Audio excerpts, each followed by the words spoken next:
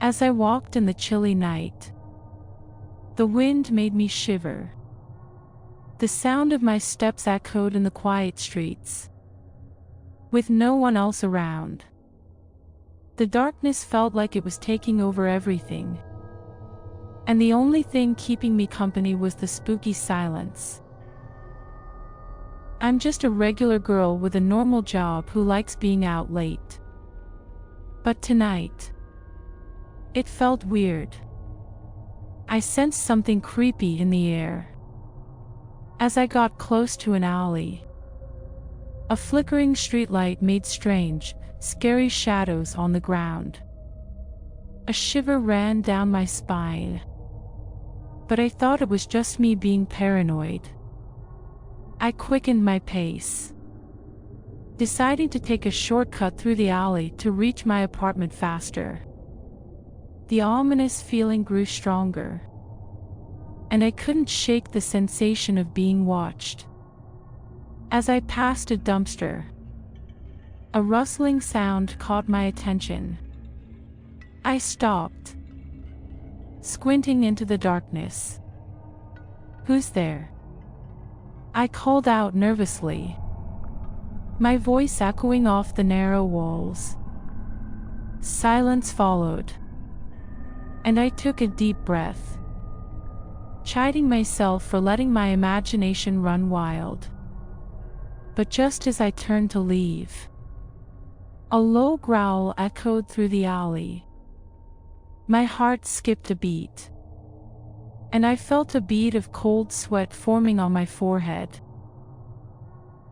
"Okay, this isn't funny," I muttered, my eyes darting around in search of the source of the sound. Suddenly, a figure emerged from the shadows. A tall silhouette of a man with glowing eyes that fixed on me with an unnatural intensity. I stumbled backward, my mind racing to comprehend the surreal sight before me. That was a man. But where did the growl come from? No man growls like that. "What the hell are you?" I stammered, my voice barely audible. That man remained silent, his eyes boring into mine. Panic seized me, and I turned to run, my footsteps echoing through the alley. The mysterious man followed, his menacing growls growing louder with each step. As I ran through the confusing streets, the city turned into a scary maze. I knew the man was behind me. I could hear his breathing loudly. My heart raced, and I pushed myself as hard as I could, trying to find a way out. I ran into an empty park, and the leaves made spooky sounds along with noises from the distant city. Breathing hard, I hid behind some bushes, hoping the creature didn't find me. Time passed slowly as I crouched, listening carefully for any danger. Just as I began to convince myself that I had imagined the whole ordeal, a guttural growl echoed through the darkness. That man was still there, hunting me like prey. I weighed my options: stay hidden or confront the unknown. Summoning every ounce of courage, I decided to face that man head-on. I crept through the park, my senses on high alert. The air felt charged with tension as I moved toward the source of the growls. His eyes glowed in the darkness, and his form became clearer as I approached. That man lunged at me, and I stumbled backward, narrowly avoiding his grasp. Fear and adrenaline surged through my veins. In a desperate attempt to escape, I sprinted through the park.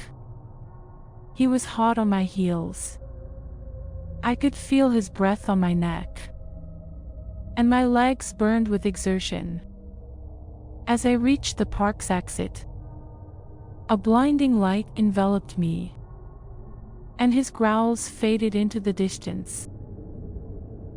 I found myself standing on the sidewalk, disoriented, and gasping for breath.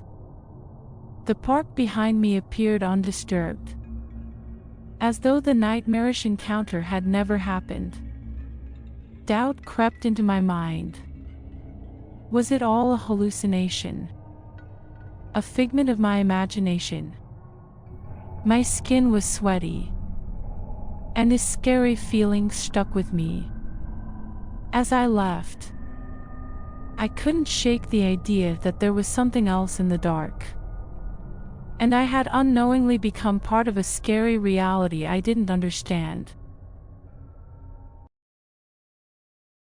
I never thought a run through the woods would turn my life into a twisted horror movie. It started as a typical evening jog, the sun setting behind the trees, casting long shadows on the trail. Little did I know, those shadows would soon become my worst nightmare. I jogged along the familiar path, earphones blasting my favorite tunes. The rhythmic thud of my sneakers against the trail was the only sound, until I heard something else. A distant, chilling laughter that echoed through the trees. I shrugged it off, blaming it on my imagination, but the laughter persisted, growing closer and more sinister with every step. I quickened my pace, glancing over my shoulder. Nothing. Just the darkening woods and the rustling leaves. I told myself it was just a weird echo, but the unease settled in. As I turned a bend, the laughter more fed into words, whispered threats that slithered through the trees. "I'm coming for you, Mike," it taunted, sending shivers down my spine. I pulled out my earphones, the forest silence now deafening. I scanned the surroundings, paranoia clawing at my sanity.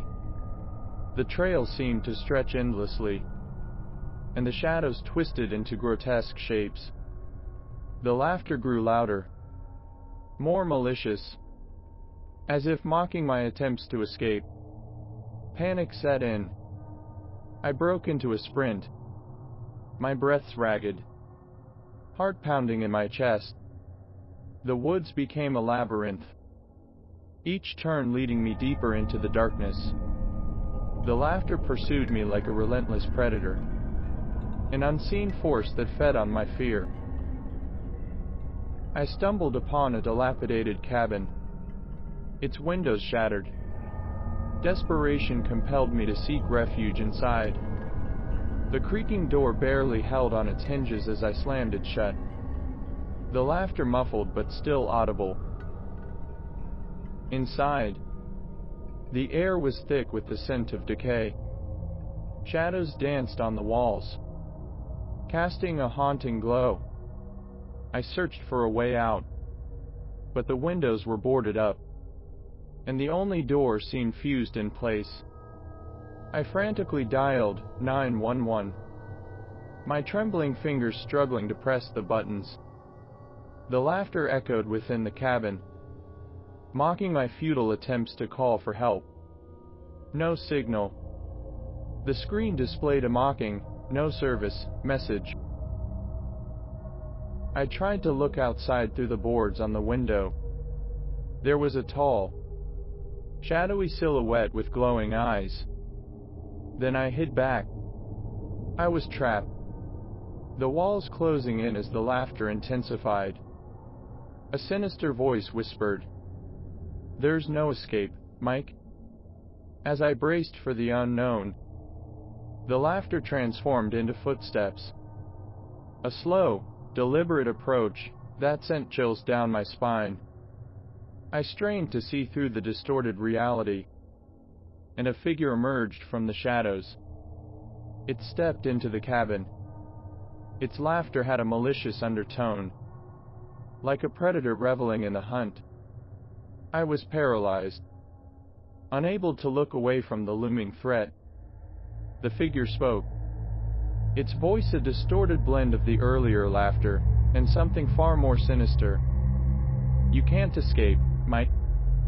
With those words, the figure lunged at me. I tried to scream, but no sound escaped my lips.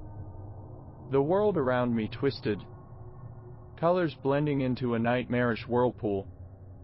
And then, I woke up. I was back on the jogging trail, gasping for air, the dying embers of twilight casting long shadows around me. The laughter lingered in my mind, a haunting memory that clung to my thoughts. Was it a nightmare? A hallucination brought on by exhaustion? I stumbled back, my legs weak, and I glanced around. The woods seemed normal, devoid of the twisted reality from the cabin. As I retraced my steps, the laughter echoed one last time, fading into the distance. I shook off the lingering fear, convincing myself it was just a vivid dream. I haven't returned to jog on that trail again.